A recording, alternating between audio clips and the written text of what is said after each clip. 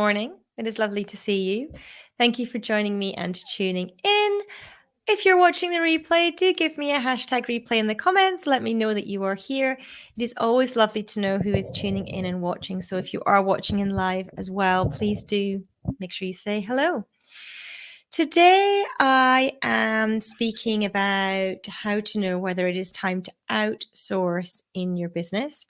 And that's not just outsourcing an accounting or finance function, that is outsourcing anything in your business. That's what I want to cover off today.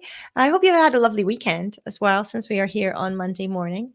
I hope that everyone has had some downtime over the weekend and been able to rest and rejuvenate in some way, whatever that looks like for you. If you're stumbling across this live stream and thinking, who is this woman? My name is Annette Ferguson. I am CEO of Annette & Co, UK-based accounting firm. I'm a chartered accountant, certified profit first professional, and financial strategist. And of course, we take care of all the usual things you would expect any competent accountant to do in terms of accounts, tax work, payroll, etc. But we also massively love helping and supporting our clients to take home more money from their business for them and their families to enjoy. It is lovely to see some of you saying hello in the comments. Milan, hello, it is lovely to see you. It is always great for me when people do say hello, so I appreciate it very much. Thank you. So today, like I said, I'm speaking about how to know when it is time to outsource in your business. And there are a few things you want to consider when you are thinking about outsourcing.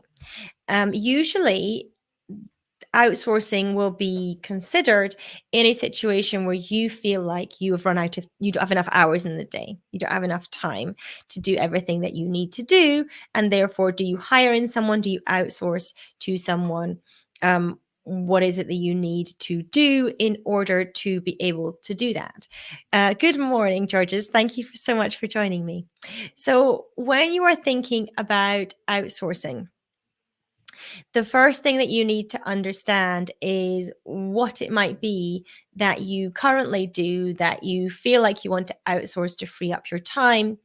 And do you have a mechanism in place for being able to outsource that thing? So do you have a system written down, a process in place, something so that when you hand this role to someone else, they know what to do with it. They know how to do it. Now, it might be a role that they would already know how to do. For example, if you outsource bookkeeping, to ourselves or another accounting firm, we know how to do that because we are trained to do that.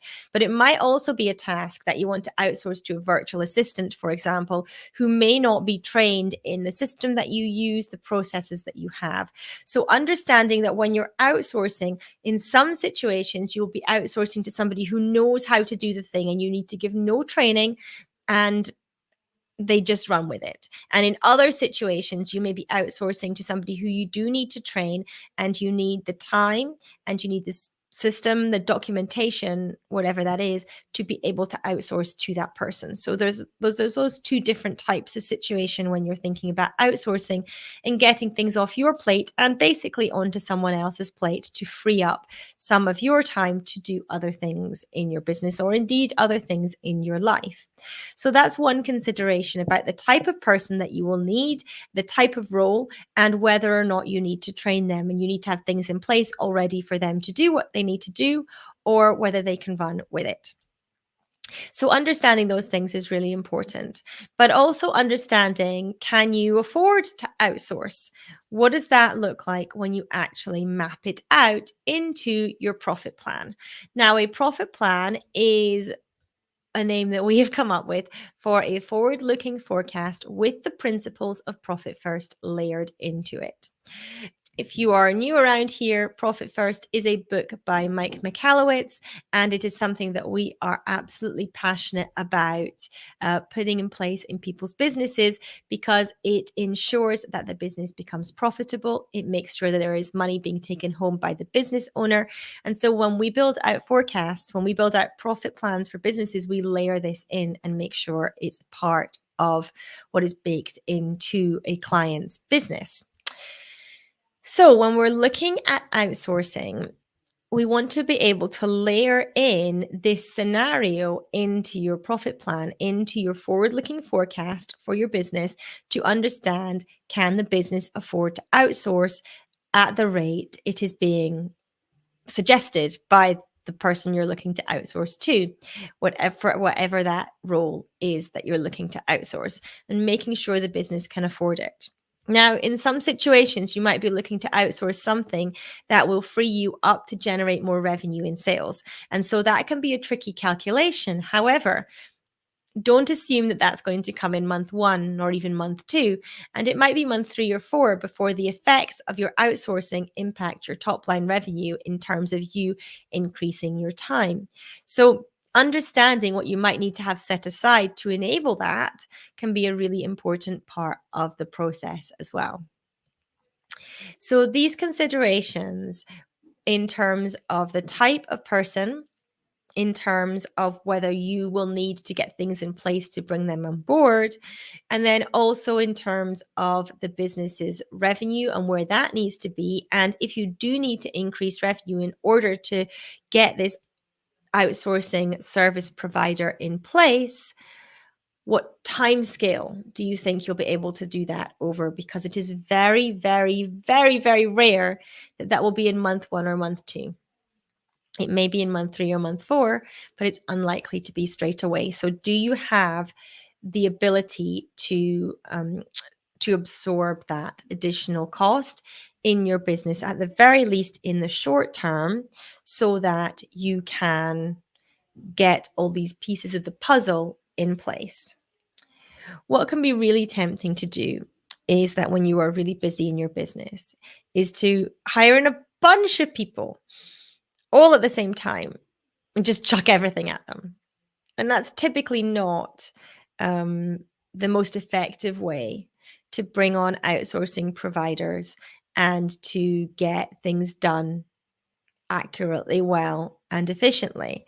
I was there a few years ago where I thought, right, I just need to get this stuff done, and I'm going to hire in 3 different virtual assistants just to get it done. And I did that all at the same time, and it was not good. I'll be honest. It was messy. It was messy and time consuming. And of course, when you bring on anyone, outsourced or otherwise, there is typically a learning curve period. And that can typically take more of your time to get there. And so understanding that that is a situation and not just chucking stuff at a bunch of people at the same time can be really, really important as well. So making sure that you are really clear on who you need and what you need to hand over, and the mechanism for doing that and how that's going to slot into your day, both in terms of your time and of course in terms of your financial spend, is going to be an important consideration when you're thinking about whether it's time to outsource or not.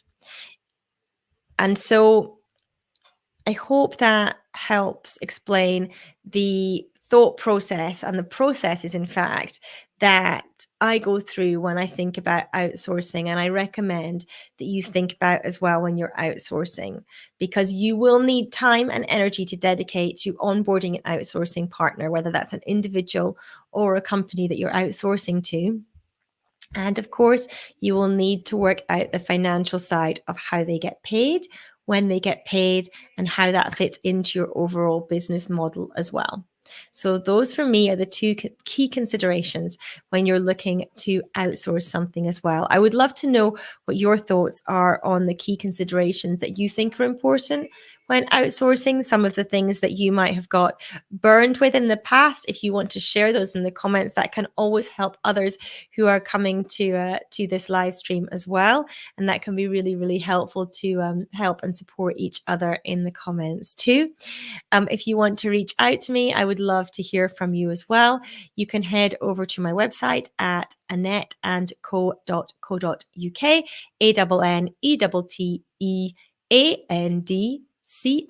outsource.co.uk. If you want to connect with me, if you want to book a call to see how we might be able to work together, you can do all those good things from the website. I hope that this session has been useful for you today and giving you some things to think about if you are wondering about whether it is time to outsource in your business. I massively appreciate you spending time with me today. I know it is incredibly precious. So thank you for spending some of it with me. I am back again, same time, same place tomorrow. So do make sure you come and join me then.